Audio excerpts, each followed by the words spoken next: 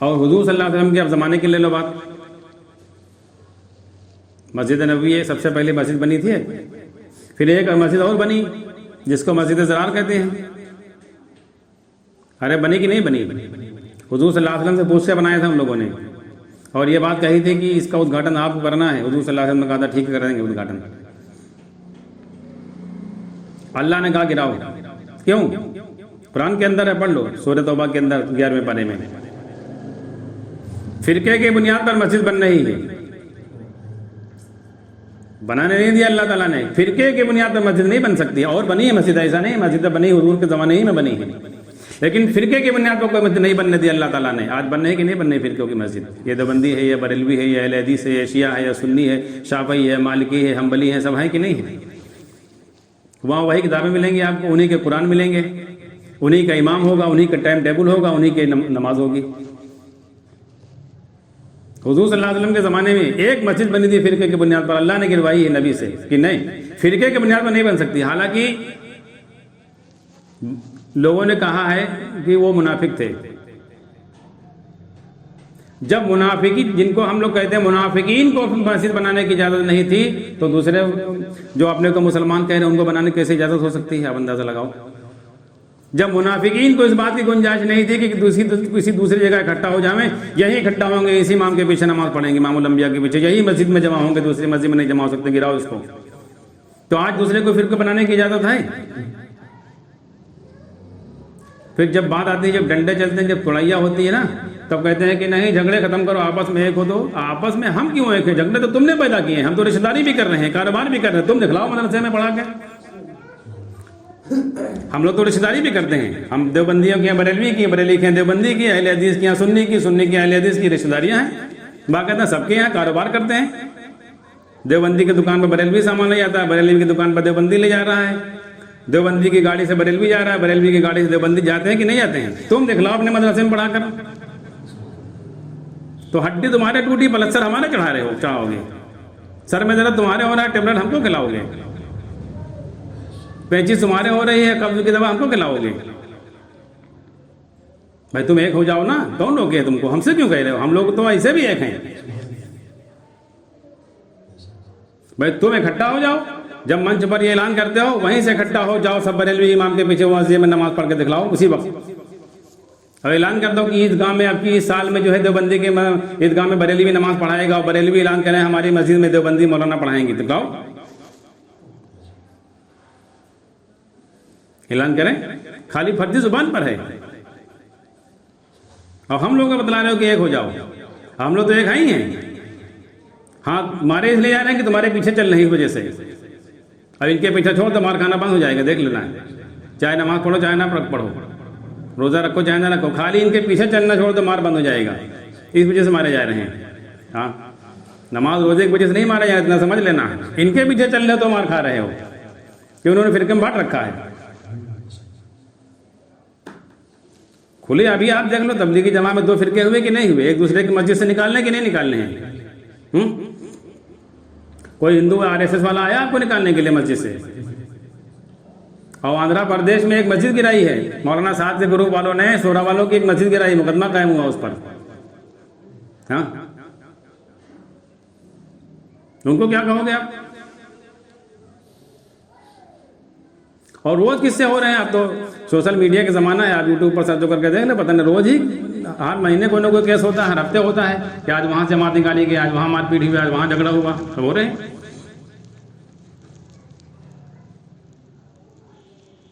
तो कहाँ रह गया अमन का पैगाम? कहाँ रह गया शांति का पैगाम? कहाँ रह गया? दिखलाओ। और जो माल खर्चा कर रहे हैं, जमात वालों को खिला रहे हैं, बरेलवी अपने उर्स में पैसा खर्चा कर रहे हैं, अहले हदीस वाले खत्म बुखारी पर कर रहे हैं। यही बरेलवी अगर शेख अब्दुल कादिर जिलानी के नाम पर करते तो शिर्क बिदात है, वो बुखारी के नाम पर करें तो सवाब है।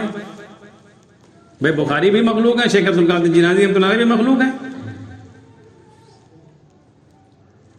ये मसला इस्लाम नहीं जानते हैं कि हराम है कि हलाल, मगर इतना जानते हैं, जब तुम कह रहे हो कि गैरुल्लाह के नाम पर जो खाना खिलाया गया हराम है, तो बुखारी के नाम पर जो खिलाया गया वो कैसे हलाल हो सकता है? जब खत्म बुखारी में तुम खिला रहे हो खाना, मिठाई बांट रहे हो, कुछ कर रहे हो। वो भी तो गैरुल्लाह के नाम पर हुआ।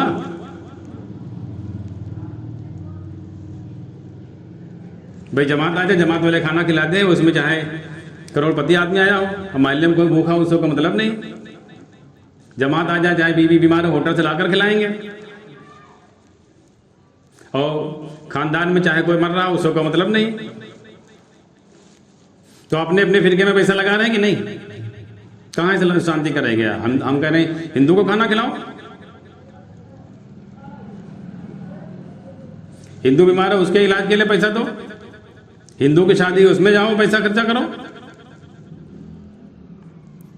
चलो, नहीं ईमान सही, नहीं ईमान तुम्हारे पास है, नहीं ईमान की बात समझ में आ रही है, नहीं ईमान सीखने पर आ रहे हो, तुम इसी पर मुतमईन हो कि हम ईमान वाले घर में पैदा हो गए, ईमान वाले हैं, तो कम से कम इस्लाम पर की सिफात पर तो लाओ, कुछ अपने अंदर लाओ। हाँ, इस्लाम की सिफात तुम्हारे पास ये है कि मिंबर पर बैठ कर ये कहते हो कि हम आशिक रसूल हैं, हम सिर्फ जन्नती, बाकी सब दोज़खी हैं, हम तौहीद परस्त हैं, ये मुशरिक है, बिदअती हैं। ये चल रहा है और आवाम इसलिए पीस रही कि आवाम इनके पीछे चल रही है। छोड़ दो इनका पीछा, अल्लाह रसूल की तरफ आओ, तो मार से बच जाओगे, वरना बचा जा को नहीं पाएगा। समझ लेना, कुछ कोई नहीं बचा पाएगा, हालात और आने वाले हैं। यही बात मौलाना यूसुफ साहब फरमाते थे, और यही बात, इसी बात पर झगड़े हुए हम लोगों से जमात में। जब ये बातें हम लोग कहते थे कि ईमान सीखे बगैर जो अमल कर रहे हो उससे कुछ नहीं होगा, हालात में जाओगे, परेशानी में आओगे, और हालात आने वाले हैं। मुसलमान की कटाई होगी, दाढ़ी टोपी वाले मारे जाएंगे, मस्जिदों से निकाला जाएगा, मस्जिदें गिराई जाएंगे, सब बातें कही थे। तो कहते थे इनको निकालो, ये सब क्या कर रहे हैं लोग, कि ईमान नहीं हमारे पास, ये नमाज से कुछ नहीं होगा। होगा, लेकिन ईमान सीख कर नमाज पढ़ोगे तब होगा। तो मौलाना यूसुफ साहब जिस ईमान को समझाना चाहते थे वो ईमान लोगों ने लिया, खाली उनका निजाम ले लिया। ऐसे हुजूर सल्लल्लाहु अलैहि वसल्लम दुनिया में जिस मकसद के लिए आए थे, अल्लाह ने जिस मकसद के लिए भेजा था, वो ईमान समझाने के लिए, अल्लाह से होना समझाने के लिए, अल्लाह रब है समझाने के लिए, वो बात लोगों ने नहीं लिखी, न समझी। हुजूर सल्लल्लाहु अलैहि वसल्लम का ज़ाहिरी निज़ाम लिया, खाना कैसे खाते थे, बैठते कैसे थे, पेशाब कैसे करते थे, टोपी किसी लगाते थे, कपड़े कैसे पहनते थे, नमाज कैसे पढ़ते थे, वो सारी ज़ाहिरी चीज़ें ले ली। लेकिन जिस अल्लाह से होना समझाने आए थे, ला इलाहा इल्लल्लाह मुहम्मद रसूलुल्लाह, जो समझाने आए थे, वो समझी किसी ने बात? अगर वो समझी होती तो आज इस नमाज से सब कुछ हो जाता। हाँ, और जो उसकी बात करते थे तो उनके ऊपर फतवे लगाते थे। ये हर जमाने में हुआ कि ये मुशरिक हैं। मंसूर अल्लाह रहमतुल्लाह अलैह पर इसी पर तो फतवे लगे थे। उनके दिल में अल्लाह इतना उतर गया था, वो कहते थे अना अल्लाह, यानी मैं अल्लाह हूं। तो वो नहीं बोलते, वो कहते थे मैं नहीं बोल रहा हूं, मेरे अंदर से जो अल्लाह है वो बोल रहा है। हाँ, मैं थोड़े बोल रहा हूं अपनी मर्जी से, वो तो मेरे अंदर जो अल्लाह आ गया वो अल्लाह बोल रहा है। हाँ,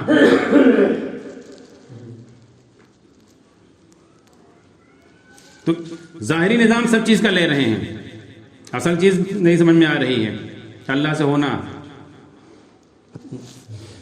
अगर इतनी बात समझ में आ जावे ना, काया पलट जाएगी।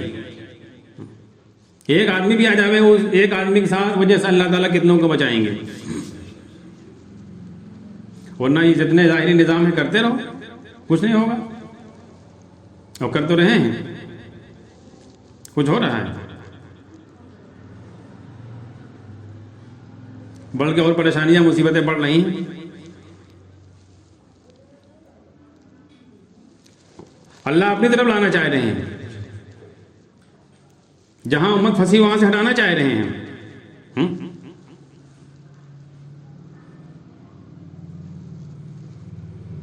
और हम लोग जहां फंसे हैं वहां से निकलना नहीं चाह रहे हैं।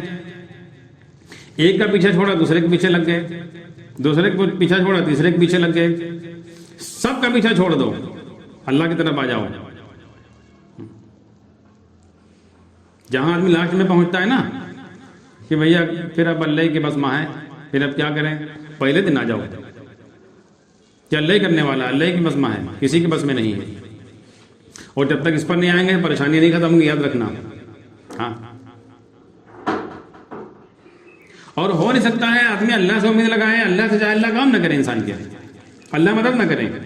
और मदद न करे तो रब काहे के हैं,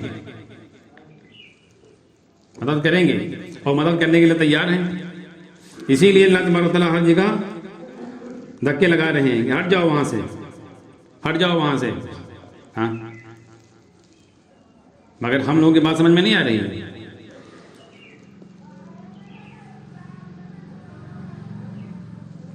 तो इसलिए अपने दिल का रुख मोड़ना है और इधर आना है, अल्लाह की तरफ आना, अल्लाह से उम्मीद लगाना है, अल्लाह को रब तस्लीम करना है, अल्लाह को मानना है, उसकी ताकत को तस्लीम करना है, उसकी बड़ाई को तस्लीम करना है। चाहे जहाँ रहो, चैन से रहोगे, अमन से रहोगे, सुकून से रहोगे। अगर अल्लाह पर यकीन कर लिया, अल्लाह पर भरोसा कर लिया, अल्लाह से उम्मीद लगा ली, चाहे जहाँ रहो, चाहे जिस हाल में रहो, अमन से रहोगे, सुकून से रहोगे। और अल्लाह से रुख मोड़ लिया, अल्लाह से बदगुमान हो गए कि अल्लाह ऐसे कहाँ कर देंगे, चाहे जहाँ रहो, रात दिन कुरान पढ़ते रहो, जूते खाओगे, कुछ नहीं हो सकता है। क्यों? अल्लाह से बदगुमान हो। अल्लाह को ये पसंद नहीं, भाई मदद तो अल्लाह ही करेगा, जब उससे उम्मीद नहीं कैसे कर देगा। इसलिए अपनी सलाहियत को इधर इस्तेमाल करना है, अपनी